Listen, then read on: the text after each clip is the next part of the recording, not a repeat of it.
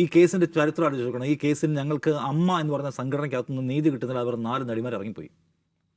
ആ 4 നടിമാരെ ഇറങ്ങിപ്പോയ ഘട്ടത്തിൽ അമ്മയെ പിളർത്താനുള്ള ബാഹ്യശക്തികളുടെ ശ്രമങ്ങൾ അംഗീകരിക്കാൻ കഴിയില്ല എന്ന് പറഞ്ഞ് കുറിപ്പിറക്കി CPIM-ൻ്റെ സംസ്ഥാന സെക്രട്ടേറിയറ്റ്. എന്തു സോക്കേടായിരുന്നു നോക്കണം CPM സംസ്ഥാന സെക്രട്ടേറിയറ്റിന്. 4 നടിമാർ ഇറങ്ങിപ്പോയത് അമ്മയെ പിളർത്താനാണോ, അമ്മയുടെ അധികാരം പിടിക്കാനാണോ?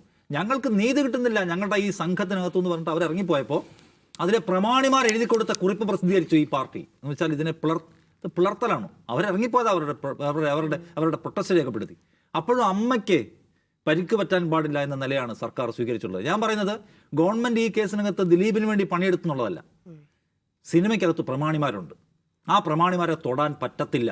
ഇന്നത്തെ പ്രതികരണം ഇന്നിപ്പോൾ ഒരു തെരഞ്ഞെടുപ്പിൻ്റെ തലേ ദിവസമാണ് ധന്യ. ഇത് കേരളം മൊത്തം കൊണ്ടാടിയ ഒരു കേസാണ്. ഈ കേസിനകത്ത് സർക്കാർ ഒരിടത്ത് തോറ്റുപോയിരിക്കുകയാണ്. കാരണം ഗൂഢാലോചനക്കാരനെ പിടിക്കാൻ പറ്റിയില്ല. പ്രതിപക്ഷം ആഞ്ഞടിക്കണ്ടേ? ഒരു സ്ത്രീ സുരക്ഷ എവിടെയാണ് നിങ്ങളുടെ? നിങ്ങൾ ഈ ഗൂഢാലോചനക്കാരനെ സംരക്ഷിച്ചില്ലെന്ന് ചോദിക്കാലോ, വേണമെങ്കിൽ. അല്ലെങ്കിൽ നിങ്ങൾ തോറ്റുപോയില്ലെന്ന് ചോദിക്കാലോ. ഒരൊറ്റ പൊളിറ്റീഷ്യൻ ദിലീപിൻ്റെ പേരിന് വേണ്ടിയിട്ടില്ല. MV ഗോവിന്ദൻ ഇന്ന് മാധ്യമങ്ങളെ കണ്ട് സംസാരിക്കുന്നു, ദിലീപ് എന്ന പേര് വേണ്ടിയിട്ടില്ല. ഇന്ന് KPC പ്രസിഡന്റ് സംസാരിക്കുന്നു, ദിലീപിൻ്റെ പേര് വേണ്ടിയിട്ടില്ല. VD സതീശൻ സംസാരിക്കുന്നു, BJP വേണ്ടിയിട്ടുണ്ടോ? ഇല്ല, ഒരാൾ വേണ്ടിയിട്ടില്ല. അപ്പോൾ ഞാൻ പറഞ്ഞ പോയിന്റ് ഇതാണ്. അങ്ങനെ ഈ സിനിമയിലെ പണം കൊണ്ട് കൈയാളുന്ന തമ്പ്രാക്കന്മാരുണ്ട്. അവരിങ്ങനെ പല സ്ഥലത്ത് കാലൂന്നി നിൽക്കുന്നവരാണ്, ഒരു സാമ്രാജ്യം പോലെ. അവരെ തൊടാൻ പറ്റുകയില്ല. അവരെ തൊടാൻ ഇവർക്കൊന്നും പറ്റുകയില്ല. ഇവരുടെ ഹേമ കമ്മീഷൻ റിപ്പോർട്ട് ഇവർ പുറത്തെടുക്കത്തില്ല. ഇവർ പേടിച്ചു പോകും. ഇവർക്ക് ആ ഒരു പരിധിക്കപ്പുറത്ത് പോയി ഈ കേസിനകത്ത് ഞങ്ങൾ ഇവനെ പിടിക്കുമെന്ന് തീരുമാനിക്കാൻ പറ്റില്ല. ഇവർ പേടിച്ചു പോകും. ആദ്യമൊക്കെ ഒരു നിലപാട് പ്രഖ്യാപിക്കും. പക്ഷേ ആ നിലപാട് പ്രഖ്യാപിക്കുമ്പോൾ ഇവർക്ക് മനസ്സിലാവും പുറത്ത് നിലപാട് മാസ് BGM പോലെയല്ല, അകത്തേക്ക് കടക്കാൻ ശ്രമിച്ചാൽ. അതുകൊണ്ടാണ് ഞാൻ പറഞ്ഞത് അമ്മയെ പിളർത്താൻ ശ്രമിക്കുന്നത്. പാവം 4 സ്ത്രീകൾ അവരവരുടെ പ്രൊട്ടസ്റ്റ് രേഖപ്പെടുത്തിയപ്പോൾ അമ്മയെ ഇല്ലാതാക്കാൻ നോക്കുന്നു. അമ്മയെ ഇല്ലാതാക്കാൻ നോക്കി ഇവർക്ക് എന്തായിരുന്നു കുഴപ്പം? അമ്മ ഒരു തൊഴിലാളി സംഘടനയാണോ? തൊഴിലാളികളുടെ അന്തസ്സിന് യാതൊരു വിലയില്ലാത്ത വിധത്തിൽ മുതലാളിമാരെ പോലെ പെരുമാറുന്ന ഒരു ഓർഗനൈസേഷൻ, ഒരു സെറ്റപ്പാണത്. അതിനകത്തൊരു ട്രേഡ് യൂണിയൻ പോലുമല്ല. CPIM ഈസ് തൊഴിലാളി വർഗ പാർട്ടി. ട്രേഡ് യൂണിയൻ സ്വഭാവത്തെ മൊത്തം അട്ടിമറിച്ചിട്ട് തമ്പ്രാൻ താഴെ ലെവലിൽ കിഴി കൊടുക്കുന്ന പോലെ പ്രവർത്തിക്കുന്ന ഒരു സംഘടനയാണ്. അതിനോടെന്തിനാണ് ഈ പരിധി കവിഞ്ഞ അനുഭവം ഈ പാർട്ടിക്ക് എന്തിനാണ്? അപ്പോൾ സിനിമയെ ഡിസ്റ്റേബ് ചെയ്യാൻ പാടില്ല, സിനിമയിലെ പ്രമാണിമാർ പിടിക്കപ്പെടാൻ പാടില്ല എന്ന വികാരം എല്ലാവർക്കും ഉണ്ട്.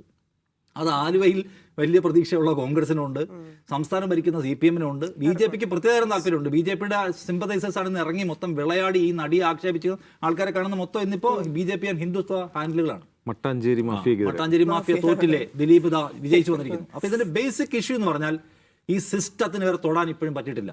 നമ്മൾ ഈ വലിയ BGM-ലൊന്നും വിശ്വസിക്കാൻ പാടില്ല.